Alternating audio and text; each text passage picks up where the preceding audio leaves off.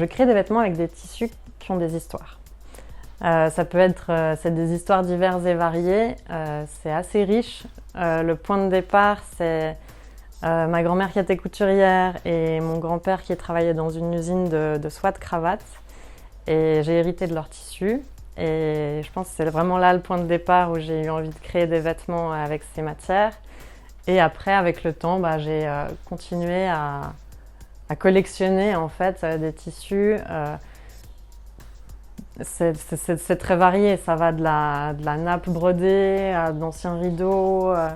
Après, j'ai aussi rencontré plusieurs tisserandes. Je leur ai commandé aussi des tissus, donc une tisserande en Irlande qui tisse avec de la laine qui vient d'Irlande. Une autre tisserande qui est à Genève qui tisse des soies magnifiques. Voilà, donc c'est vraiment très, très vaste. Pour moi, l'innovation, c'est la créativité. Et du coup, quelle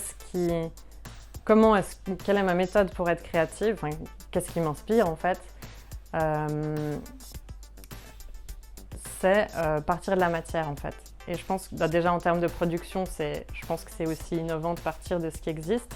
Si on a peu de matière, on va chercher une autre matière qui va bien avec, ou alors on va chercher des techniques aussi pour les assembler ensemble. Donc par exemple, j'ai appris une méthode qui est une sorte de patchwork coréen qui s'appelle le bojagi, et ça permet une finition très, très propre aussi quand on assemble ces matières. On peut assembler des tissus transparents, du coup ça fait un effet vitrail.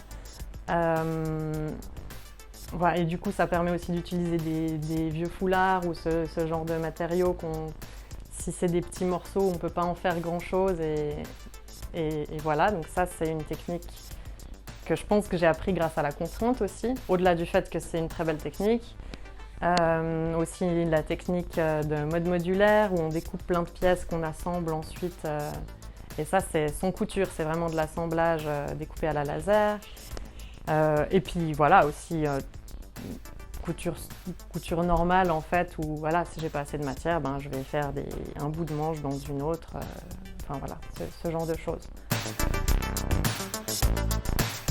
Je pense oui, mais je pense qu'il faut rendre la chose un petit peu attractive, attrayante. Et du coup, je pense qu'en parlant justement de l'histoire des matières, tout d'un coup, je emmène aussi un peu les gens dans un univers plus poétique et un peu plus attractif. Voilà, ça c'était une nappe qui a été brodée à la main, ça c'est une matière qui a été tissée en Suisse dans une usine de soie dans les années 60. Enfin, voilà, il y a plein de...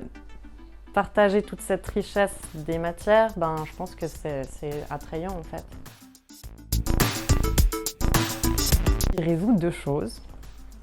La question de la surproduction textile, où je pense qu'on n'a pas besoin de produire autant de textiles et que réutiliser des matières qui existent déjà, c'est une bonne idée. La deuxième, c'est qu'en fait, il y a certaines matières qui remplissent plus leur fonction et qui pourraient être jetées.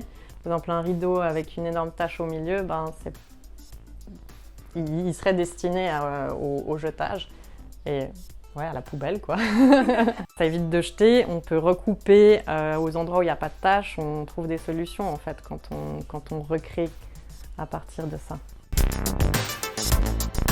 Les gens, ils ont besoin de plus de transparence dans la production textile surtout, enfin dans tout en fait de toute façon. Il y a aussi une poésie qui peut être la méthode pour répondre à ce besoin. Je pense qu'il y a les gens qui sont aussi attentifs aux conditions de production et toute la consommation qui est liée à la fast fashion.